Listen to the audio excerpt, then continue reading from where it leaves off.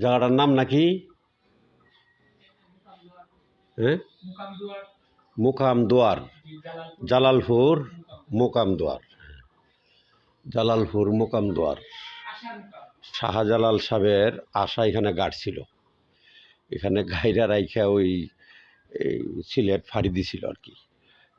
আশাটা নিবার জন্য একজনটা পাঠাইছিল, ওই আশার থেকে গাছ হয়ে গেছে, আশার থেকে গাছ হয়ে গেছে। ওনারে জানানির পরে উনি দেখে গিয়া জানাইছে, জানানির পরে বলছে থাক এখানে। ওইটা একটা তেঁতুল গাছ, হ্যাঁ ওই যে তেঁতুল গাছটা, এই তেঁতুল গাছটা হইল তাইদের এই পরিচয়, আশার পরিচয়, তাই না? এই তেঁতুল গাছটা আশার পরিচয়।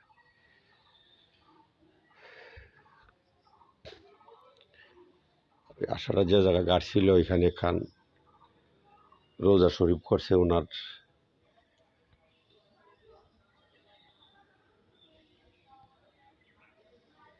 এখানে আমার এক ভাই, আমার এক নাতির কাছে শুনছি, শুই না ওই আমার নাতিরে নিয়ে আসছি, আমার নাতিরে নিয়ে আসছি, ভাই আমার নিয়ে যাও ওইখানে, আমার নাতি আমার নিয়ে আসছে।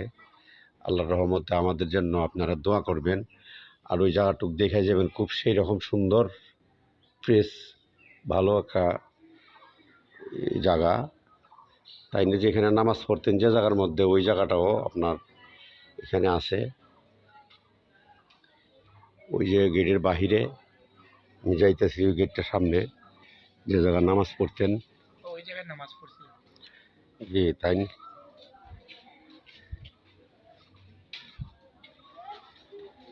যে ওইখানে তাই নামাজ পড়ছিল।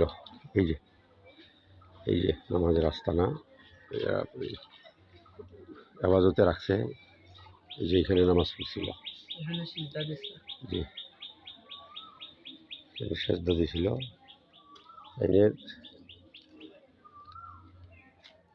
যেখানে একটা মাদ্রাসা আছে, তাই। আসসালামু আলাইকুম ওয়াইবাদুল্লাহ সালেহীন। আল্লাহকেও আপনি কবুল করুন, উলিয়া উলিয়াকে আপনি যেভাবে রাখছেন, আল্লাহ এভাবে রাখার রহমত আপনার তরফ থেকে নাজিল করুন। রাখি ইনশাআল্লাহ।